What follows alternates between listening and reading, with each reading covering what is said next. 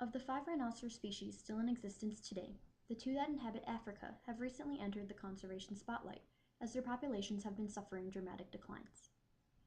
Based on statistics put out by the International Union for Conservation of Nature and Natural Resources, populations of black rhino, Dicerus bicornis, have dropped by approximately 97.6% since 1960.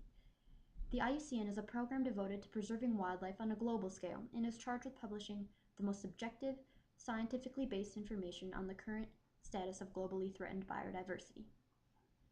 Since 1996, Dicerus bicornis has been listed as critically endangered on the IUCN Red List of Threatened Species, while the Ceratotherium simum, the white rhino, was pronounced near threatened in 2002 after a thorough conservation assessment.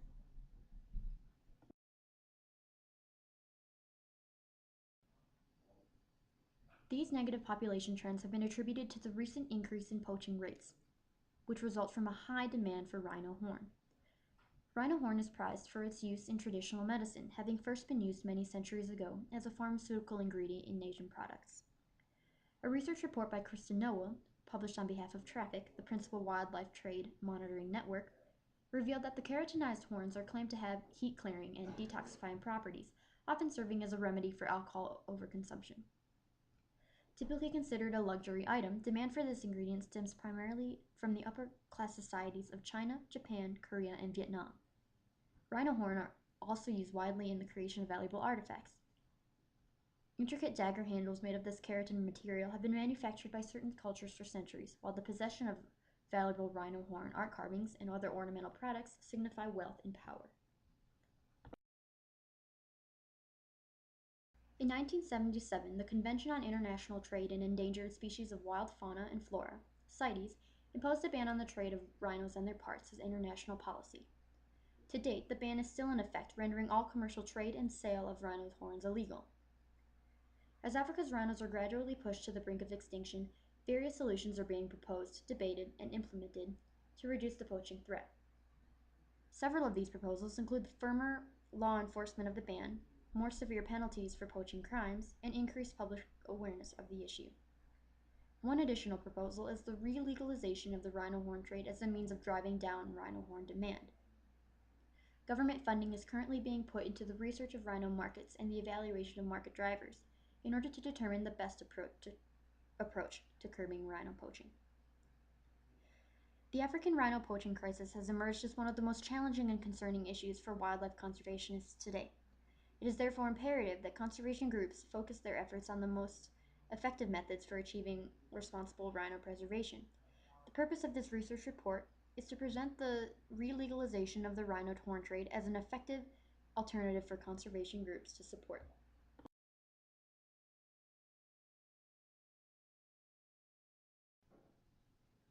One group greatly concerned with the rhino conservation issue is the African Wildlife Foundation, a nonprofit, non-government organization that specializes in the protection of many African wildlife species.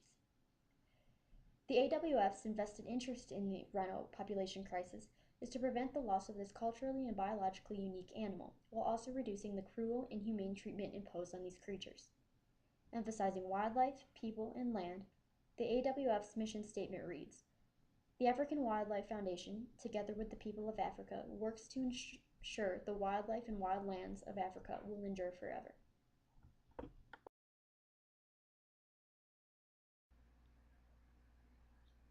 The Foundation's website lists 4 proposed solutions to the issue, seeking to save white and black rhinos from extinction by raising public awareness about the critical status of rhino population levels, the horrors of rhino poaching, and the illegal trade of their horns, creating sanctuaries for rhino preservation and protection, training wildlife scouts to monitor rhino herds and to arrest poachers, and working with policymakers to intensify rhino surveillance, law enforcement, poaching penalties, and to curb demand and trade.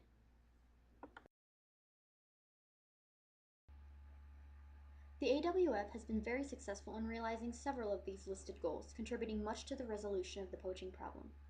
Through many ongoing conservation projects, the organization implements very proactive, hands-on methods for achieving their specific management goals.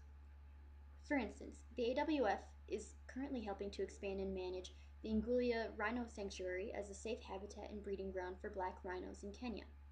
According to progress reports, the population on the reserve has steadily grown from 3 to 70 individuals since its establishment, and the inhabitants are subject to protective monitoring by trained wildlife managers.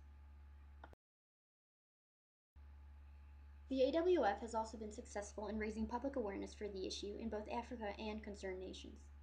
Owing to a well-developed education branch, their website is highly informative about each preservation case and provides the latest updates on wildlife news.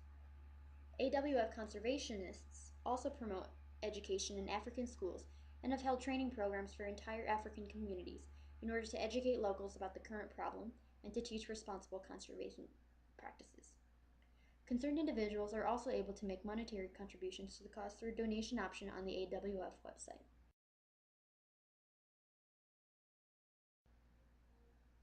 While the AWF's efforts have been beneficial for raising public awareness of the rhino situation and for building wildlife sanctuaries, they have only helped to maintain certain scattered herds.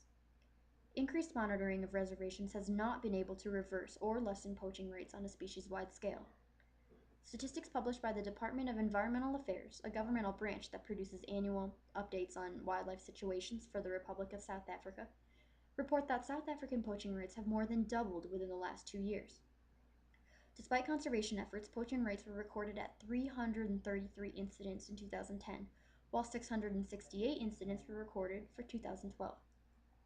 Alarmingly, 158 poaching incidents have already occurred in 2013.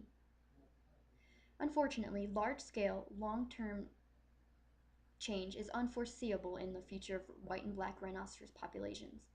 An alternative proposal can be suggested for conservation organizations like the AWF to accomplish their management goals in a more effective manner. The African Wildlife Foundation could have a more significant, longer-lasting impact on the African rhino poaching crisis by supporting the legalization of the rhino horn trade and the establishment of regulated rhino farms. This proposal provides a solution to the previously failed trade ban, promotes the humane treatment of rhinos, and reduces the demand for rhino horn, which fuels the poaching industry.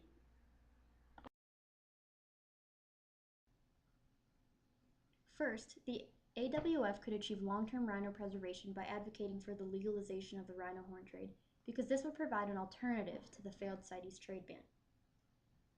Although the 1977 CITES ban seemed a logical response to the earliest poaching incidents, several pieces of evidence point to its ineffectiveness. An article published in the peer-reviewed journal Science evaluates why the ban on the rhino horn trade has been unsuccessful. According to leading author Dr. Dwan Biggs, who holds a PhD from the University of Queensland's Centre of Excellence for Environmental Decisions, the illegal nature of the trade has actually caused rhino horn prices to increase. Sale prices jumped from $4,700 per kilogram in 1993 to $65,000 per kilogram in 2012, surpassing the street values of both gold and cocaine. Attempts at harsher poaching penalties and stricter law enforcement programs have also had adverse effects. The increased risk for poachers to obtain horns illegally has only served to drive horn selling prices even higher on the black market. Furthermore, poachers have begun to make use of more modern and efficient technologies, enabling them to bypass any intensified law enforcement and surveillance efforts.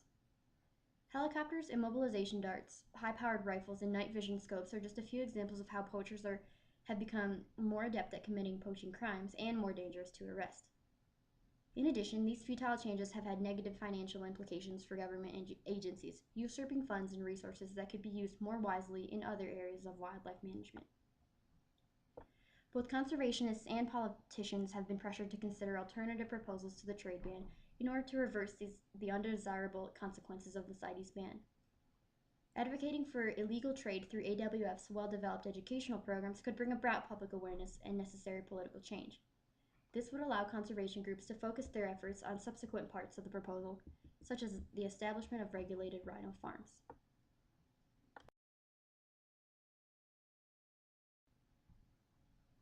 Supporting a legalized horn trade and a regulated farming system would also allow the AWF to have a more substantial influence over the humane treatment of rhinos.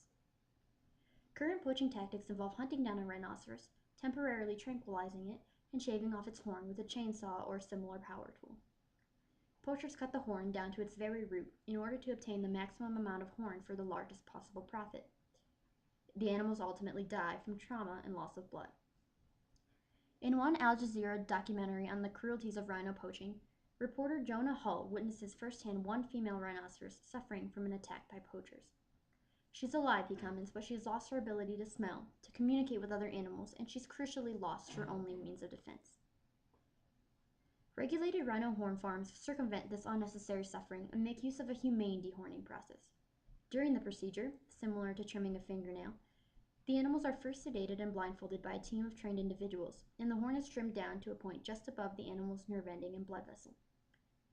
No health or behavioral problems arise in animals dehorned in this manner, as the horn is made mostly of keratin and is able to grow back within a year of being trimmed. Dr. Biggs and his colleagues estimate that a single rhino horn can be harvested for as little as $20 and can supply an average of 0.9 kilograms per year to the trade. Horn collections from naturally deceased rhinos will also contribute to this supply. The legal sale of these horns will serve as a source of funding to cover dehorning costs, with surplus revenues subsidizing other conservation projects. In this way, the rhino horn industry has the potential to become both renewable and sustainable, and could ensure the long-term survival of the rhinoceros species.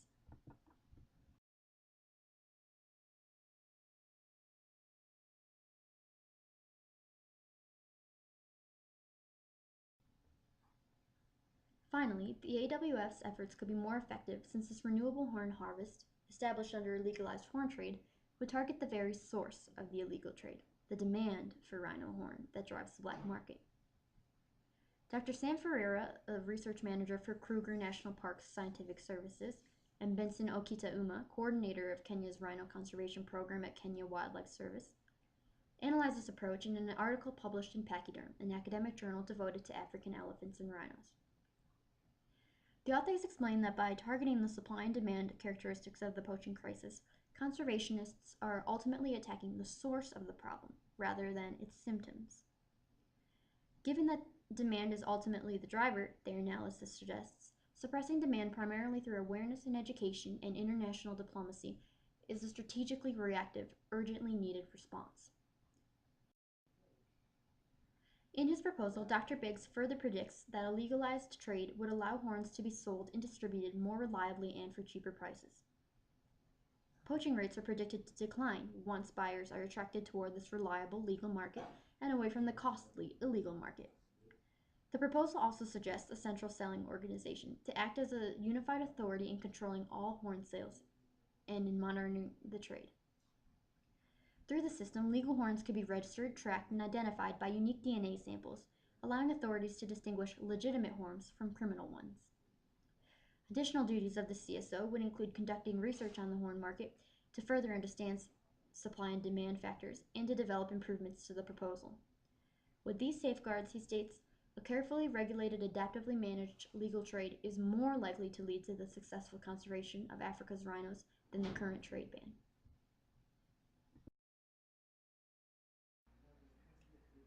In summary, conservation groups like the AWF can benefit from supporting the legalization of the rhino horn trade. Legal trade allows for the controlled, monitored sale of horns obtained through humane, renewable means and provides a reasonable alternative to the unsuccessful CITES ban. While the AWF has shown success in the establishment and protection of several rhino herds, such as their work on the Ngulio Rhino Sanctuary, a legalized horn trade would prove to have longer-lasting and larger-scale benefits for white and black rhinoceros populations. Because this change may seem extreme, conservation groups are not expected to halt their current efforts. Instead, they could gradually introduce changes to their outreach programs to first raise public awareness and understanding of the new proposal. This public support, coupled with conservation efforts, will provide necessary political influences which are essential to the success of this proposal. In August of 2011, politicians at the 61st meeting of the CITES Standing Committee recognized the tremendous losses observed in rhinoceros populations and the need for an innovative approach to the crisis. The committee will review the progress of the conservation movement and discuss the possibility of lifting the ban at the 2016 CITES convention. Board members will take into consideration the success of other legalized animal markets, such as crocodile skins and other reptile leather products. Once the ban is lifted, conservation efforts will be required to establish and manage sustainable rhino horns and selling operations. Rhino conservation is widely debated among wildlife managers, conservationists, politicians, and the public, but unified support for a reasonable, well-researched solution must be achieved if efforts are to effectively bring rhino populations back from the brink of extinction.